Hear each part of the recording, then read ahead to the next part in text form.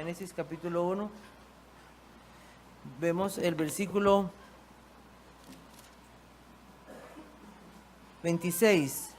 Dice así, Génesis 1:26, entonces dijo Dios, hagamos al hombre a nuestra imagen, conforme a nuestra semejanza, y señoree en los peces del mar, en las aves de los cielos, y en las bestias, en toda la tierra, y en todo animal que se arrastra sobre la tierra. Como lo había dicho en una ocasión anterior, no se dice esto de ninguna otra criatura.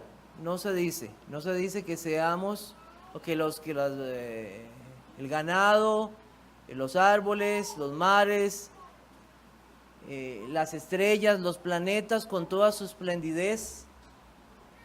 No se dice absolutamente nada en relación a ellos, en que fueron hechos a imagen de Dios. ¿De quién se dice solamente esto? De los seres humanos. Solo de los seres humanos se dice que fuimos hechos a la imagen de Dios. La palabra que aparece ahí es esa que ustedes ven, que aparece en hebreo, que es imagen o semejanza, que son palabras que aparecen en los originales. Ahora, esta imagen, como habíamos visto la vez pasada, es una imagen distorsionada por el pecado. ¿Cómo fue esa imagen del hombre creado? ¿Cómo fue esa imagen? Vamos a buscar Efesios capítulo 4, versículo 24 y Colosenses 3:10.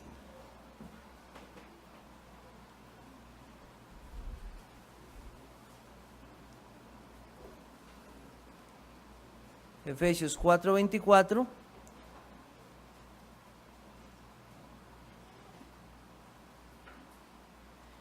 Dice la Biblia lo siguiente: y vestidos del nuevo hombre creado según Dios en la justicia y santidad de la verdad. Y Colosenses capítulo 3, versículo 10. Colosenses capítulo 3, versículo 10 dice: y revestidos del nuevo, el cual conforme a la imagen del que lo creó se va renovando hasta el conocimiento pleno. Entonces, decimos tres cosas acerca de la imagen de Dios en los hombres. No decimos que somos imagen a Dios en que somos cuerpo y alma, no decimos en ese sentido. No, decimos que somos hechos a imagen de Dios en ese conocimiento, en esa justicia y en esa santidad. ¿Por qué? Porque el hombre perdió esa imagen en el momento que pecó contra Dios, esa imagen distorsionada, y solamente en Jesucristo esa imagen puede ser renovada en conocimiento, en justicia y en santidad. Como lo dice el Catecismo Menor, ¿permanecieron nuestros padres en el estado que fueron creados? Refiriéndose a Adán y Eva, en ninguna manera, no permanecemos aquí. Y esa imagen solamente se renueva en Cristo. Samuel Waldron, un siervo de Dios, dice: el hombre es imagen de Dios en todo lo que hace a una persona ser. El hombre tiene como su identidad la imagen de Dios. Todo lo que le capacita al hombre para representar a Dios en la tierra se relaciona con la imagen de Dios. Esa imagen solamente es restaurada cuando estamos totalmente en Cristo. Vamos a buscar otros dos pasajes, 2 Corintios 4:4 y Romanos 8:29. 2 Corintios 4:4.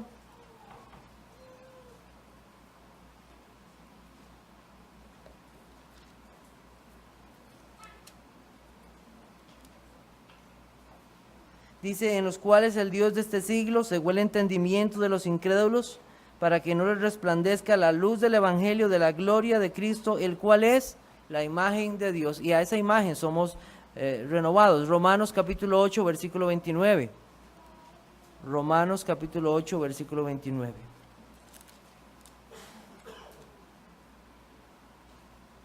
Dice: porque a los que antes conoció, también los predestinó para que fuesen hechos conforme a la imagen de su Hijo, para que Él sea el primogénito entre muchos hermanos. ¿Anhela el mundo volver a esa imagen original? ¿Anhelan las personas volver a esa imagen original? ¿Quieren el conocimiento de Dios? ¿Quieren la justicia? ¿Quieren la santidad? ¿Quieren a Cristo? No lo quieren. Por eso es tan necesario seguir predicando el evangelio, porque solamente Dios, por su palabra y por su espíritu, puede hacer esto en los hombres. Los hombres no anhelan realmente ser imagen de Dios, más bien escapan de esa imagen de Dios. No quieren nada que tenga que ver con ser renovados. Pero el hombre encuentra su propósito y todo su ser en esa imagen en Cristo, en ser como Cristo. Y cuando una persona llega al conocimiento de Dios, algo quiere ser como Cristo. Y eso es en conocimiento, justicia y santidad. Y vamos a hablar un poquito acerca de esto. Esto tiene que ver no solamente con nuestra parte en nuestros actos, cómo nos desarrollamos como seres humanos, sino también en nuestro ser interior y en nuestra alma. Un discernimiento del bien y del mal, una obediencia que quiere seguir los mandamientos de Dios. Y como lo mencioné la semana pasada, aunque somos imagen de Dios, no somos dioses. Y una persona me hizo una pregunta al finalizar la clase. Busquemos Juan 10, 34 al 36. Entonces tal vez podamos dilucidarla en este momento. Juan 10, 34 al 36.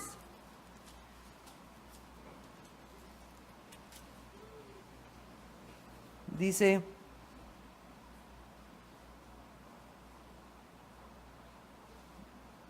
disculpen, estaba en otro evangelio. Juan 10, 34 al 36, sí. Dice, Jesús le respondió, ¿no está escrito en vuestra ley, yo dije, dioses sois? Si llamó dioses a aquellos a quienes vino la palabra de Dios y la escritura no puede ser quebrantada, al que el Padre santificó y envió al mundo, vosotros decís, tú blasfemas porque dije, hijo de Dios soy. Entonces alguien me preguntó, pero la Biblia dice que somos dioses.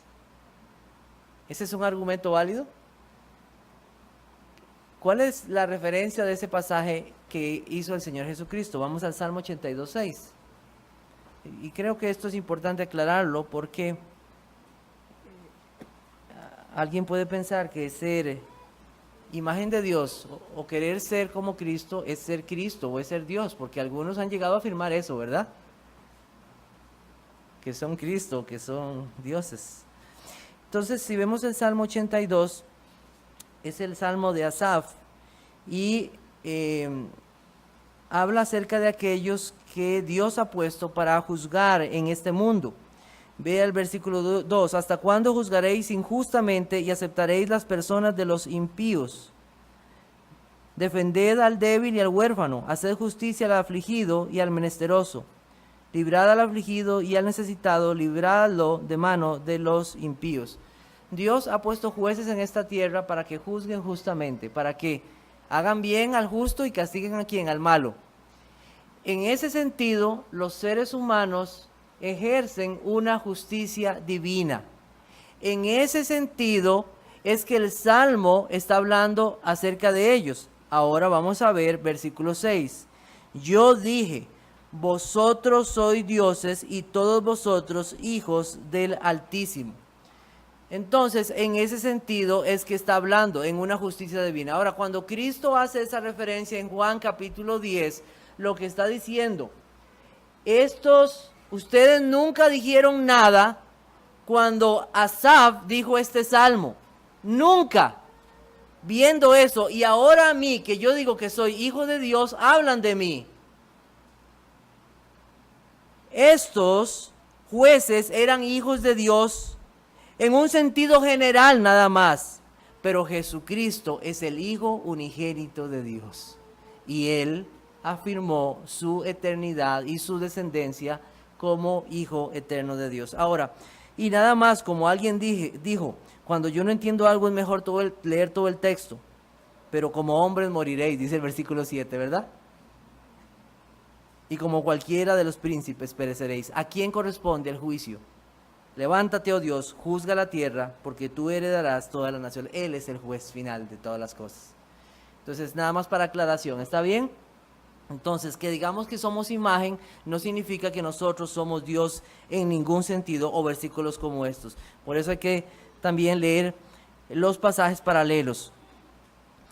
Entonces hablamos de esa imagen en el sentido de atributos comunicables y debemos pensar en la imagen de Dios como un todo, su parte física y espiritual, su naturaleza personal, inteligente y moral. Todo nuestro ser fue hecho para ser imagen de Dios. Entonces reflejamos esa imagen de Dios y a veces Dios en su misericordia y su condescendencia con nosotros nos habla hasta aún en ese sentido.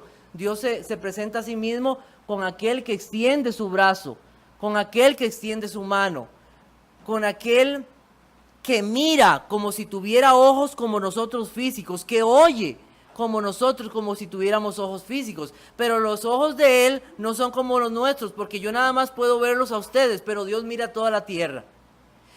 Yo solo puedo escuchar lo que tal vez está en este salón, pero Dios escucha hasta lo profundo del corazón. Entonces, en ese sentido, hay un sentido de imagen, de semejanza, pero nunca somos como Dios. ¿Cuál es el sentido de esa creación del hombre?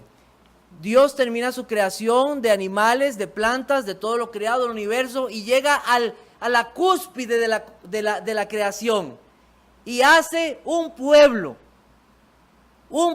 para sí. Vamos a buscar Efesios capítulo 1, versículo 4. Efesios capítulo 1, capítulo 4.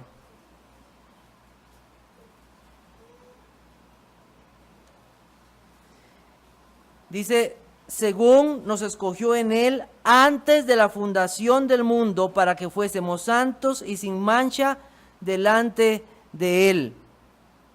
Qué interesante, ¿verdad? Antes que Dios creara este mundo, ya en su propósito eterno, no fue una casualidad, ¿qué tenía Dios planeado? ¿Hacer un qué? Un pueblo. ¿Y un pueblo para quién? Un pueblo para Él. Gloria sea al Señor. Y ese pueblo, de ese pueblo, el Señor hace su iglesia, que es la que, la esposa de quién, de Jesucristo, para su gloria. Primera de Pedro, capítulo 1, versículo 20. Primera de Pedro 1, 20. Dice, ya destinado desde antes de la fundación del mundo, pero manifestado en los postreros tiempos por amor de vosotros. Entonces, vean que aunque nosotros no entendemos totalmente los propósitos de Dios, Él se revela en ciertas cosas. Y hay gente que ha objetado, mire, pero ¿por qué el pecado? ¿Por qué la caída? ¿Por qué todo esto? Es un decreto eterno. Dios ha establecido todas las cosas. Y aún antes de que todas las cosas sucedieran, ya Él había determinado la creación de un pueblo para su gloria y su propósito eterno. Romanos capítulo 8, versículo 30. Romanos 8:30.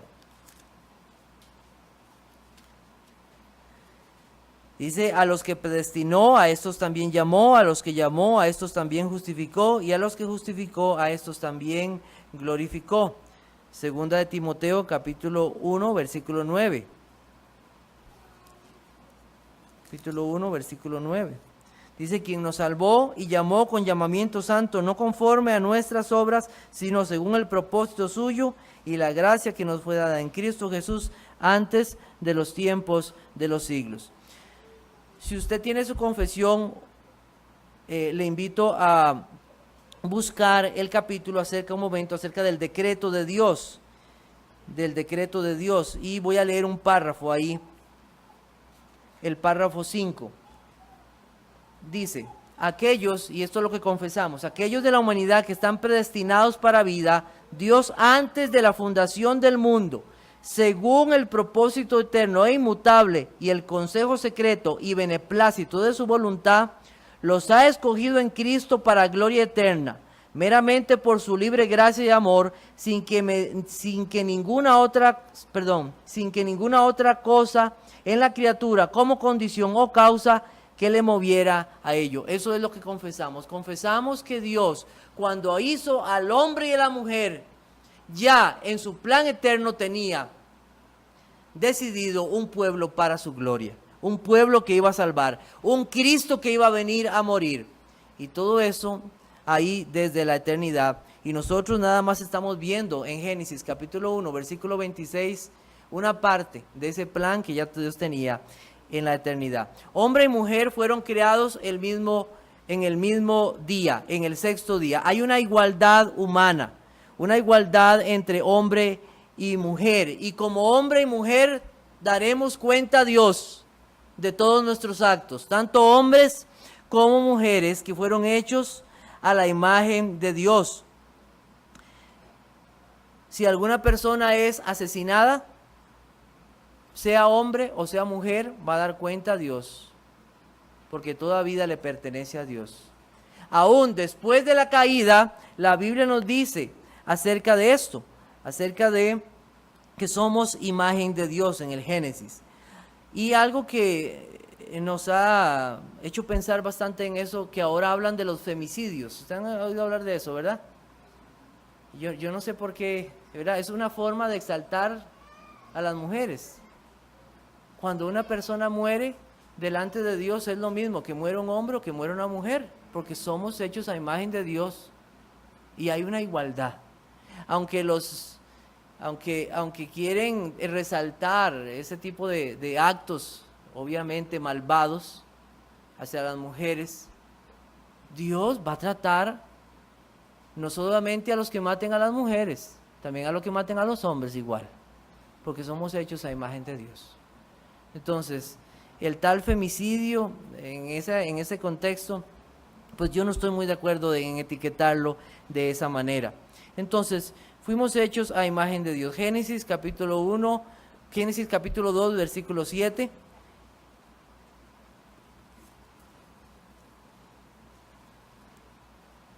Nos dice que Dios creó al hombre. Entonces Jehová Dios formó al hombre del polvo de la tierra y sopló en él, y sopló en su nariz aliento de vida, y fue él hombre, un ser viviente. Versículo 22. Y de aquella costilla que Jehová Dios tomó del hombre, hizo una mujer y la trajo al hombre. No entendemos cómo Dios hizo todas las cosas, pero en el sexto día Dios creó al hombre y la mujer. Y tal vez para nosotros debe ser algo de admirar del poder de Dios, cómo Él hace todas las cosas. ¿Tiene alguna relevancia para nosotros como cristianos que el hombre haya sido hecho primero y la mujer después? En nuestra cosmovisión bíblica. ¿Qué piensan? ¿O no? ¿O no tiene ningún interés bíblico que haya sido? ¿Pudo haber sido primero la mujer y después el hombre? No, tiene. Sí lo tiene. Eso es parte de nuestra cosmovisión bíblica y de lo que creemos. Sí. ¿Hombres y mujeres piensan igual? Quiera Dios que sí, ¿verdad? 1 Timoteo 2, versículos 12 y 13.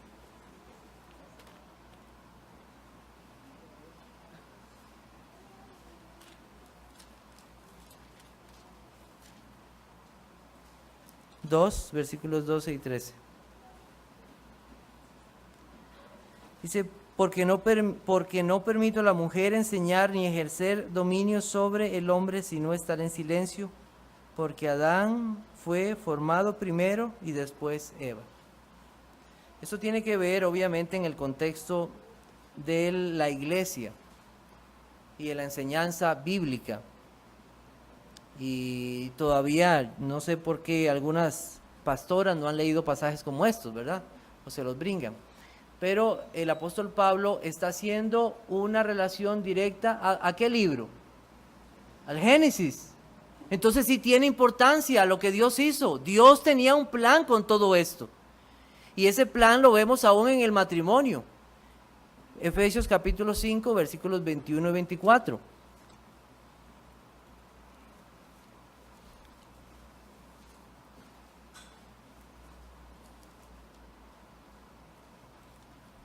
Efesios 5, 21 al 24.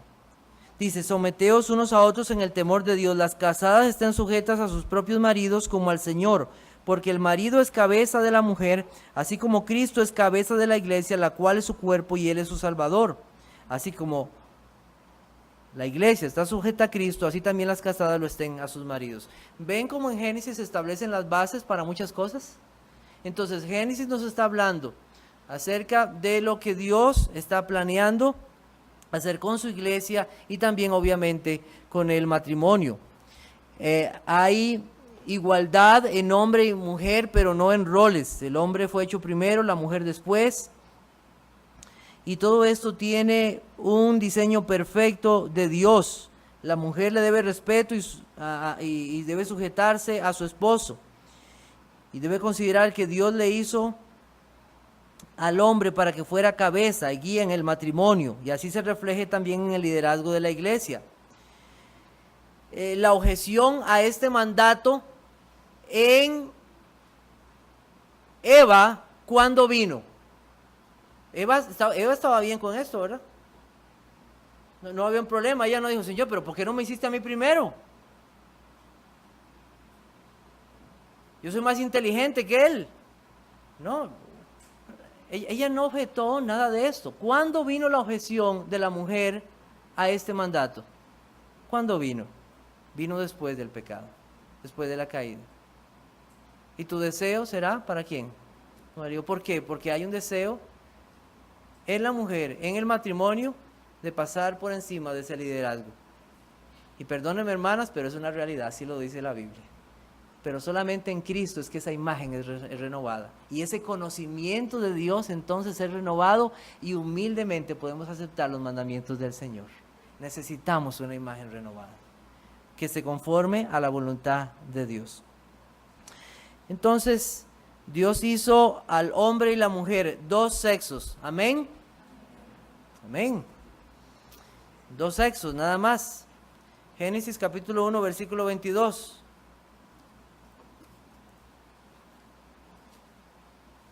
Dice, y Dios los bendijo diciendo, fructificad y multiplicaos, llenad las aguas en los mares y multiplíquense las aves de la tierra. Y creó Dios al hombre a su imagen, a imagen lo creó, varón y hembra los creó. 28, sí era. Y los bendijo Dios y les dijo, fructificad y multiplicaos, llenad la tierra y sojuzgadla, y señoread en los peces del mar, en las aves de los cielos, y en todas las bestias que se mueven sobre la tierra. Capítulo 2, versículo 24. Por tanto, dejará el hombre a su padre y a su madre, y se unirá a su mujer, y serán una sola carne. Capítulo 3, versículo 16. Y a la mujer dijo, multiplicaré en gran manera los dolores de tus preñeces, con dolor darás a luz tus hijos, y tu deseo será para tu marido, y él se enseñoreará de ti. Y capítulo 4, versículo 1, conoció Adán a su mujer Eva, la cual concibió, y dio a luz a Caín, y dijo, por voluntad de Jehová he adquirido varón. ¿Cuál es uno de los propósitos del matrimonio, según el Señor? Hijos. Exactamente, tener hijos. Entonces, Dios quiere y Dios quiso que hombre y mujer se multiplicaran, tuvieran hijos, y esa fue su voluntad, y en esto Él bendijo esto. Todo lo que nosotros vemos hoy, en relación a la desviación de los hombres en su moralidad y su sexualidad, es a causa del pecado. Y el matrimonio seguirá siendo, como Dios lo estableció, una convicción bíblica para el pueblo de Dios. Cuando los hombres dejan a Dios y se inventan sus propios dioses, en las primeras cosas que caen son en desviaciones sexuales. Cuando los hombres dejan a Dios, entre las primeras cosas que hacen es inventar sus dioses y caer en pecados sexuales. Romanos capítulo 1 nos dice esa realidad. Vamos un momento ahí. Romanos 1, versículos 21 y 24. Dice así, 21 al 24, dice, por lo cual también Dios los entregó a la inmundicia de las concupiscencias, en las concupiscencias de sus corazones, de modo que deshonraron entre sí sus propios cuerpos, ya que cambiaron la verdad de Dios por la mentira, honrando y dando culto a las criaturas antes que al Creador, el cual es bendito por los siglos. Amén. Por esto Dios los entregó a pasiones vergonzosas, pues aún sus mujeres cambiaron el uso natural por el que es en contra naturaleza. Versículo 27. Y de igual modo también los hombres, dejando el uso natural de la mujer, se encendieron en su lascivia unos con otros, cometiendo hechos vergonzosos, hombres con hombres, y recibiendo en sí mismos la retribución debida a su extravío. Entonces el propósito de dos sexos es la procreación. Una pareja que no desea tener hijos está pecando. ¿Me escuchó? Una pareja que no desea tener hijos está pecando delante de Dios y va a dar cuenta a Dios, sea creyente o no sea creyente, por ese acto. Una cosa es no querer y otra cosa es no poder tener hijos. Porque eso pasa, ¿verdad? No poder tener hijos. Pero Dios va a juzgar a los hombres por esto, porque es uno de los propósitos de Dios para el matrimonio, y el pueblo de Dios así lo ve, y en el temor de Dios entonces tenemos hijos. Y lamentablemente hemos estado adoptando el pensamiento del mundo, ¿verdad? Menos hijos cada vez. Y los musulmanes tienen más hijos cada vez. Y siempre nuestra excusa es que la vida está muy dura, ¿verdad? Quiera Dios hacernos sabios, entonces, para reducir cosas que no son necesarias para nuestra vida y hacer cosas que son necesarias. Niños son necesarios. Dios tiene medios. Y ese pueblo que vendría a formarse, vendría a través de familias. Entonces, hermanos, quiera Dios que esa cosmovisión bíblica nosotros la podamos infundir en nuestros hijos que vienen adelante. Que no sea un asunto de infundirles desde pequeños, nada más tu propósito en la vida es llegar a ser el mejor en cierta carrera, que no estoy diciendo que sea mal, pero como el único y propósito de su vida, si no quiera Dios que formen matrimonios y que puedan casarse pronto y tener hijos, y que hagan esfuerzos en ese sentido, y si usted puede ayudar a sus hijos para que eso sea, proveyendo alguna cosa, qué bendición, amén. Amén, qué bendición. Solo hay una relación íntima que Dios bendice. ¿Y sabe cuál es esa relación íntima entre dos personas, que es hombre y mujer? Se llama matrimonio. Dios solo bendice y honra el matrimonio. Cualquier otra relación que existe entre seres humanos, íntima, Dios no la va a bendecir. Y si usted vive, como dicen aquí en Costa Rica, en unión libre, y la Biblia lo llama fornicación, así le llaman, así es un pecado delante de Dios. Usted necesita arreglar su situación con Dios. Solo Dios ha bendecido el matrimonio y lo llama honroso. No hay otra parte. Proverbios capítulo 5, versículo 18.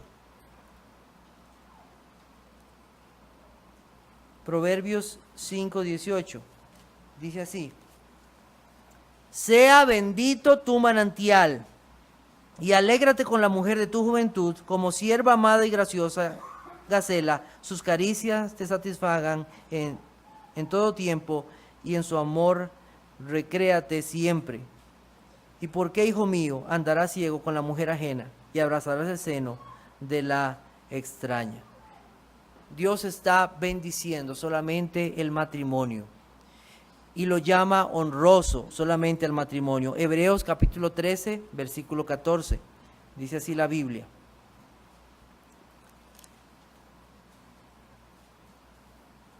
perdón, 13:4. Dice: honroso sea en todos el matrimonio y el lecho sin mancilla, pero a los fornicarios y a los adúlteros los juzgará Dios. Entonces,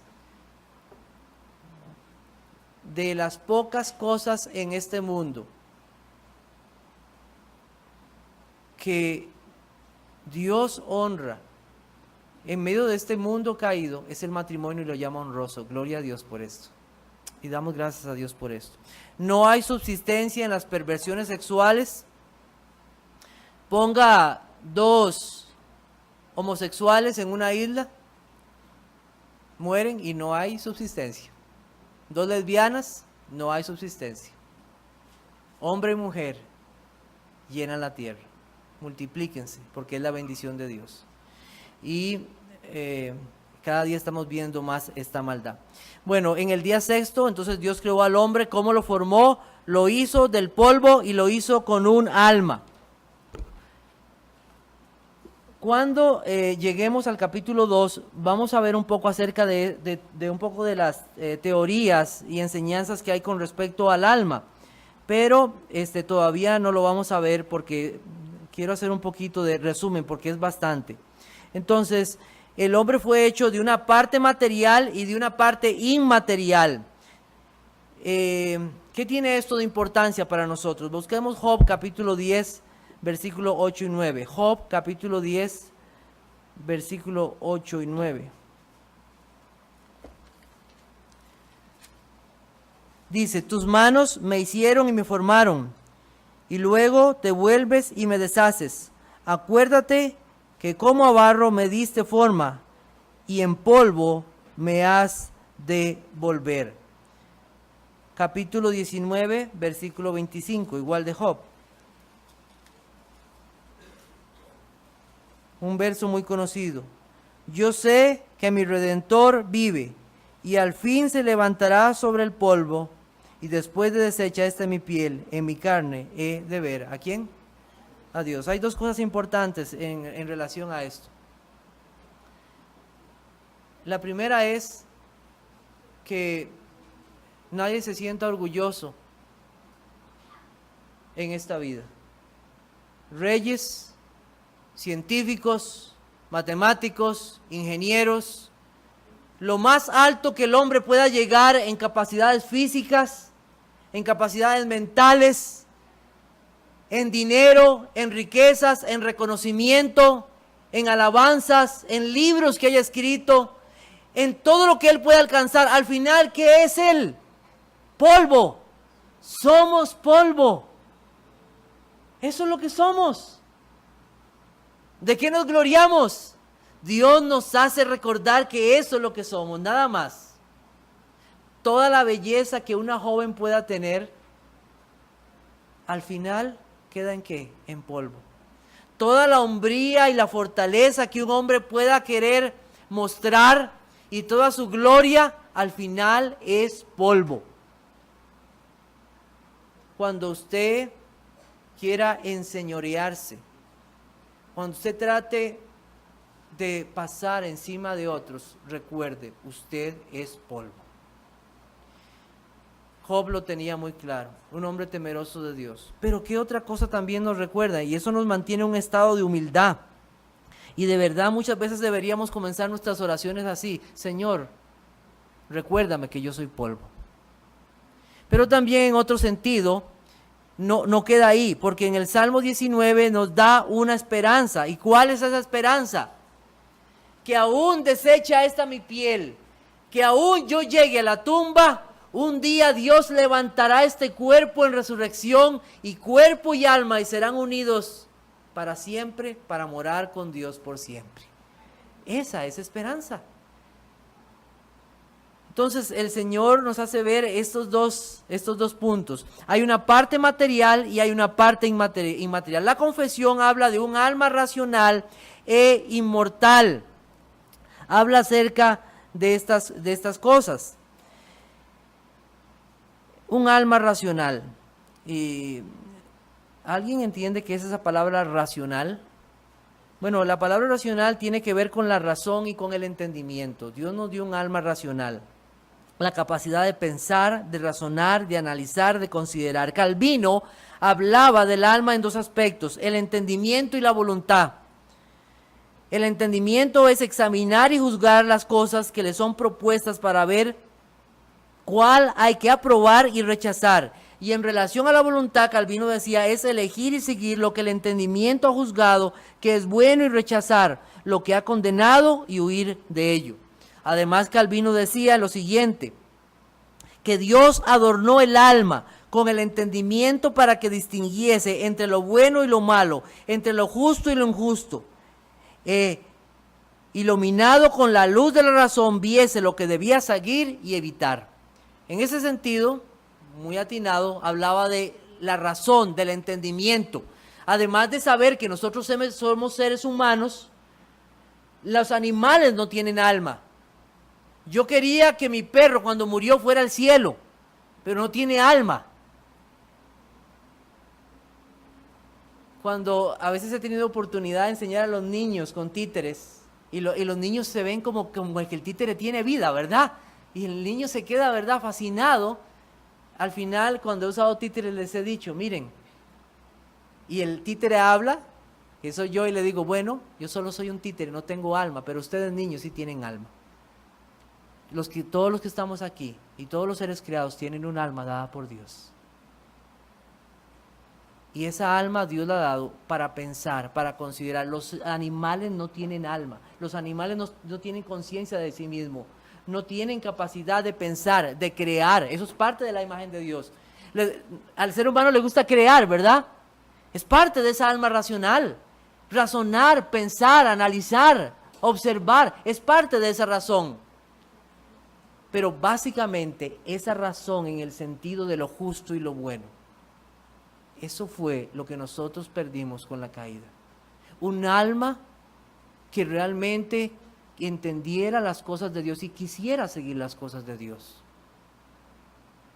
Corrompida por el pecado e inclinada a la maldad.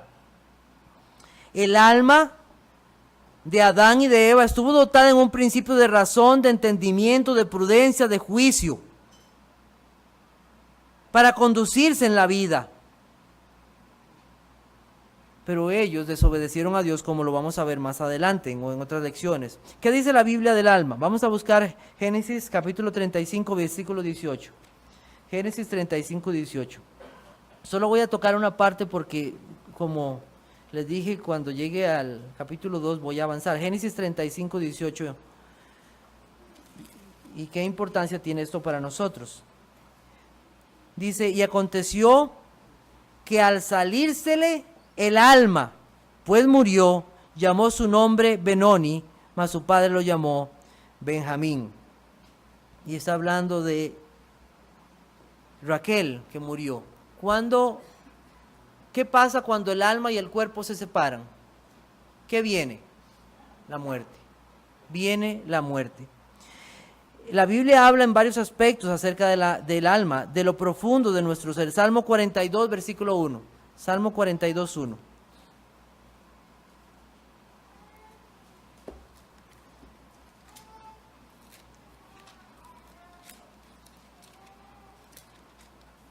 Dice así, como el ciervo brama por las aguas, por las corrientes de las aguas, así clama por ti, oh Dios, que el alma mía. Nos habla de ese ser interior que anhela a Dios. También se nos habla en el sentido de las emociones. Job capítulo 30, versículo 25. Job 30, 25.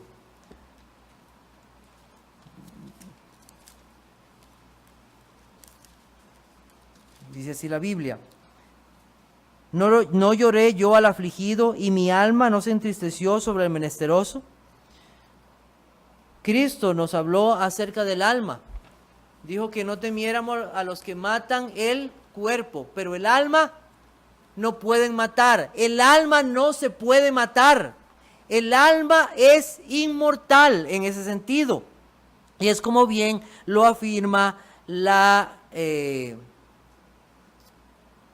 Biblia. ¿Peca el alma o solo peca el cuerpo? ¿Qué peca?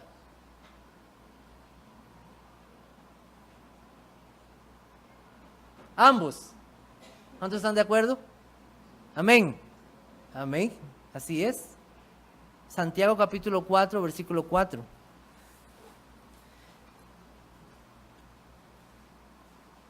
Santiago 4:4 es un ejemplo, ¿verdad? Pero hay mucho acerca de esto. Santiago 4:4.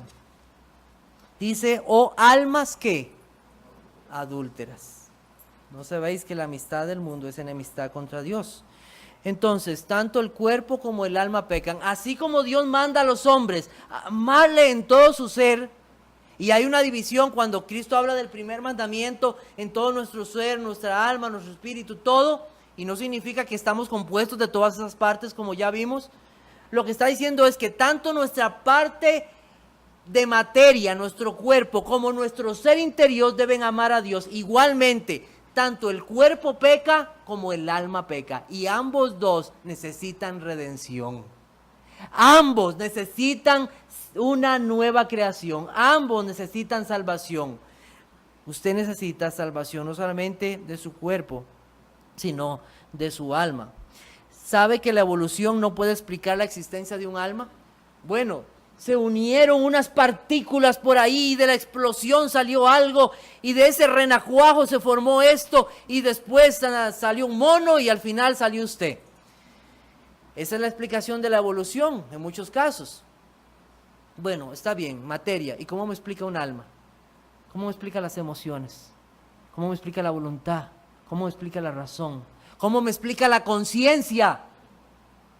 Aunque algunos ya la tienen cauterizada por el pecado. Pero Dios puso una conciencia, su voz en el ser humano. Y quiera Dios que al escuchar en esta mañana el mensaje, Dios amoneste nuestras conciencias para escuchar su voz otra vez. Pues Dios ha puesto todo eso en nuestro ser. Inmortal, así es. Juan capítulo 5, versículo 24. Juan 5, 24.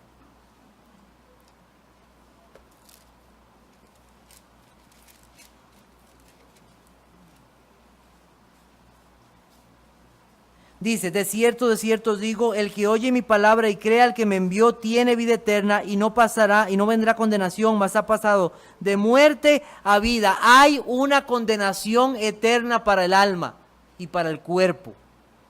Como seres, Cristo habló de ella.